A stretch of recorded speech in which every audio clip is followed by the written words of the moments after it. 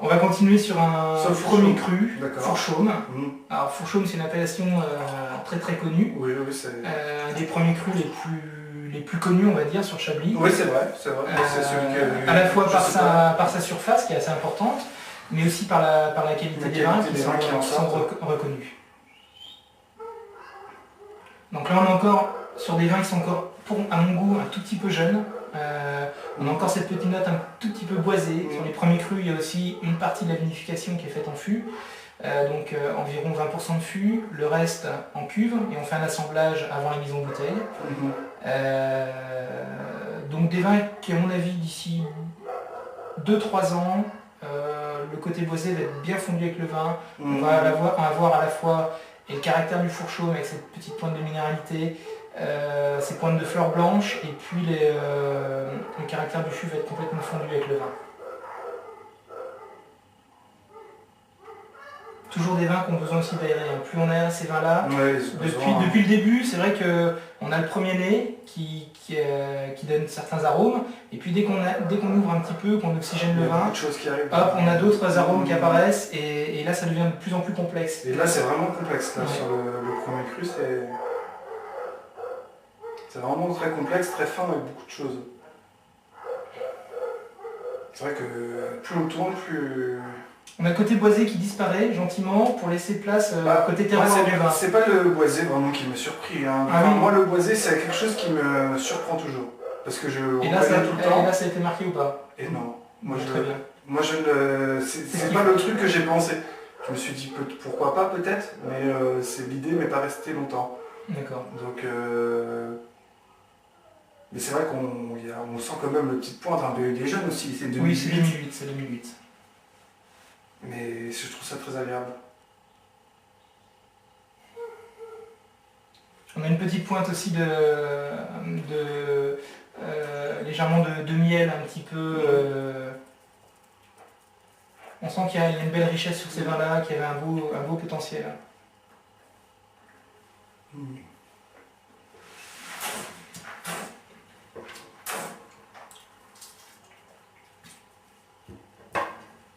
On a encore du mordant sur la finale.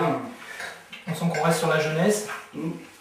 Petite pointe de vivacité. On sent ce potentiel, mais on est encore sur les vins qui demandent un peu à vieillir. C'est clair. On va continuer sur un premier cru Montée de Tonnerre, toujours 2008. Montée de Tonnerre aussi un premier cru beaucoup plus petit par la taille, mais très connu par la plupart des puristes parce qu'on a cette renommée sur les Montées de Tonnerre qui sont des vins qui vont aller plus dans le vieillissement. Les Fourchaumes en général se boivent un peu plus jeunes, les Montées de Tonnerre se boivent plus coureurs de fond. Voilà.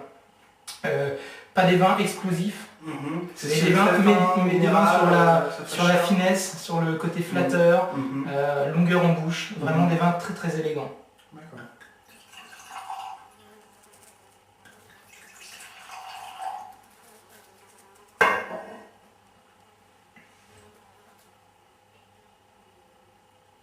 Alors déjà rien que le premier nez, on sent quelque chose de vraiment très, très complexe. On est à la fois sur la fleur blanche, beaucoup plus floral que le Fourchaume. Et puis ça, c'est pareil, hein, il faut prendre son temps avec ces vins-là. Je le tourne. Il ne faut pas avoir peur de les aérer un petit peu. C'est vrai que on découvre encore plus d'arômes au fur et à mesure qu'on les déguste. Il y a une belle couleur aussi. Et ça devient même de plus en plus présent à chaque fois qu'on tourne le verre.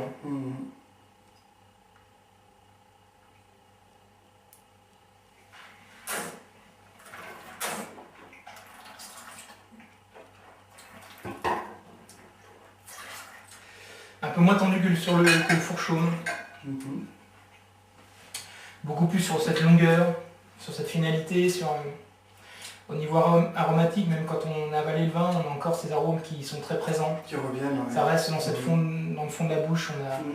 On parle de longueur, on la mesure en caudalie. En caudalie, voilà. Mais c'est vrai que là, cette longueur-là est vraiment très très importante. C'est vrai qu'on sent que c'est le vin qui... Ça fait un peu comme un Riesling qui est jeune, qui a besoin il a besoin de temps pour tout exprimer, parce qu'en fait ça fait l'inverse. D'habitude sur les vins jeunes on sent très expressif et très explosif et après ils deviennent moins. Mais là on a l'impression que ça va être le contraire. Il est et après plus il sera vieux et plus il va s'exprimer. Voilà, exactement. Et c'est ce qu'on recherche un peu dans nos vins. À part peut-être sur les petits chablis où ils ont vraiment une fraîcheur assez rapide. Mais plus on monte dans la gamme, plus on a cette longueur, cette persistance et mieux les vins vont vieillir. On a des vins ici qui respectent très très bien leur appellation. À chaque fois on monte d'un cran et à chaque fois on sait que plus on va monter dans la gamme, plus on aura des vins qui vont tenir la route, qui vont être encore plus plaisants. Il ne faut pas hésiter à le ressentir encore maintenant, ça change encore. Bon, merci pour cette dégustation.